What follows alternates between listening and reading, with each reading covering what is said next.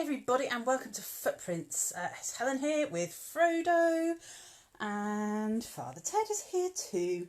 All the gang. I hope you're doing all right on this slightly dull and dismal Monday morning, but it's autumn and I love autumn, so I'm not complaining. I like it as long as I don't have to go out and do anything. But there'll be plenty of staying indoors, I think, this autumn. And then going for nice walks and then coming back in and being cosy. Morning, Pat. And so, yeah, here we are for Footprints. Now, I'm holding the camera today, which is why it's a bit wobbly, and you'll see why in a bit. And this morning we are going to think about heroes. And let's have a look in Father Ted's bag and see what's in there. It is a book. It's upside down. And it is called The Lion Comic Book Hero Bible. And it's got a picture of lots of different people. And there are lots and lots. Hang on. Also got a biscuit. Frodo, do you want a biscuit? There we go. Yes, please. Thank you very much. So there are lots of different versions of the Bible. And there are lots that are very wordy and haven't got any pictures, but there are lots with lots of pictures and different ways of telling the story. So this one is especially a storybook Bible. This is one which I had since I was a child, which has got some nice pictures in it as well. And this is one I used to read with my children when they were littler. That's got some lovely pictures. But this is the one that I wanted to look at this morning because from now till Advent, which is the getting ready for Christmas time, we're going to be thinking about some of the people in the Bible. And this book calls them heroes, and lots of people call them heroes. And you might think that that means that they are absolutely perfect, you know, wonderful people who never did any bad things. But actually, a lot of the stories in the Bible and the heroes of the Bible are not perfect at all. And they messed up, like we all mess up. But the reason their stories are in the Bible is because something about their lives and the way they lived their lives has helped us to know God better. So over the next few weeks, we will be hearing about all these people and about what they've told us about God. Now, today, we're going to hear about Jacob. So I'm going to have a look and show you in this book the story of Jacob. Now, let me find it.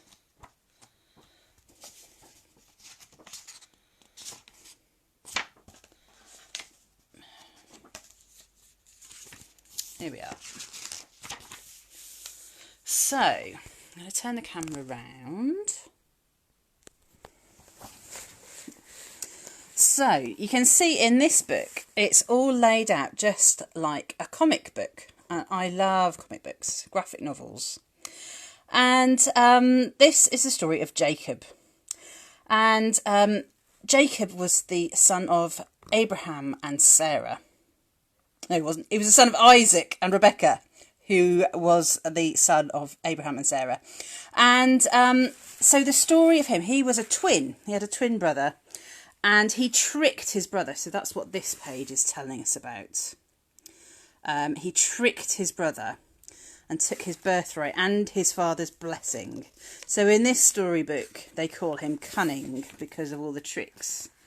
And because of all the tricks, he had to run away. So here he is, running away. And so let's pick up the story here after he's had to run away. Cunning ran until evening, but then he was tired and needed to rest. So that's their name for Jacob.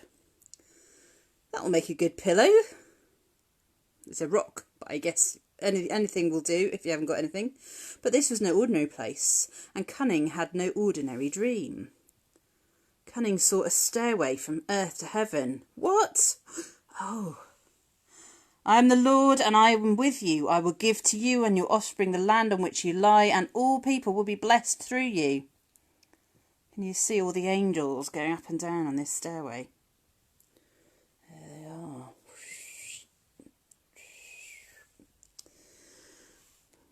And there he is in his dream. What on earth is going on? And when Cunning awoke, he made an altar And he named the place Bethel, which means house of God. Now, an altar is a special place to come near to God. And so after this, he went off and he went to his uncle's house. And there he met a beautiful girl and asked if he could marry her. And his uncle said, yes, but you've got to work for me for 7 years.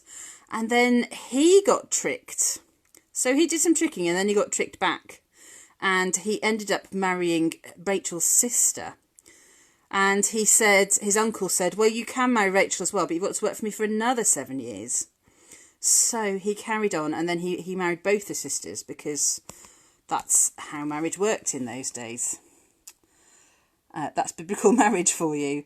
And so then they hurried back home. And as they were going home, back to his family,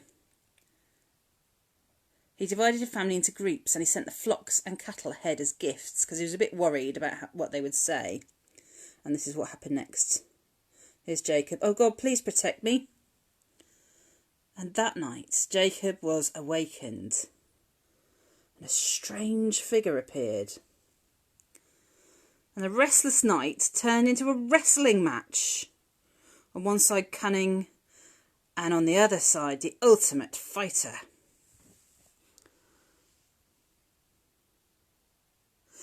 For I will not let go until you bless me. From now on you will be called Israel, the one who contends with God and with people, for you have prevailed.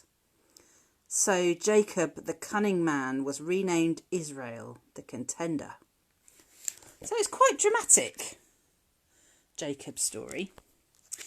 And so he went back, and he did have that family. He had 12 sons. And so he is our first person that we are meeting in our trawl through the heroes and the stories in the Bible these next couple of months. So that's Jacob. And we will hear about all sorts of men and women and how they have met with God and how they have showed God's love in their life. And it's really good to hear those stories, because they are the stories of the family of God. And the family of God isn't just people who lived in Bible times, it's even us now. So it's really important. It's like when we sit down and tell each other stories about our families. Oh, do you remember when so-and-so did that thing and it was really, really funny? It's just the same in a way. It's still our family story as the family and the people of God. And so we need to keep telling those stories. And although it's written down or drawn the pictures in the Bibles, those stories that are written down are stories that people have been telling each other for thousands of years. So we still need to keep telling each other our stories and finding new ways to engage with it. So it's good to read the Bible with all the words, but it's good to encounter it in new ways, like in a graphic novel Bible, or maybe there's lots of videos on YouTube and all sorts of other places where you can have a look and meet the stories in a new way. So I look forward to all the rest of the stories that are coming, because there are some very, very interesting and exciting stories in the Bible. So to finish off today, we are just going to have the Lord's Prayer song, and we'll have Bubbles, I think, and the Lord's Prayer at the same time. See if I can manage that. So there we go, there's the bubbles. Our Father, who art in heaven, hallowed be thy name, hallowed be thy name. Thy kingdom come, thy kingdom come, thy will be done, thy will be done, on earth as in heaven, as in heaven. Please give to us, please give to us all that we need, all that we need, and forgive us, and forgive us all our sins, all our sins. as we forgive those who sin against us, and lead us not away from you, Our Father, who art in heaven, hallowed be thy name. Hallowed be thy name. There we go, amen.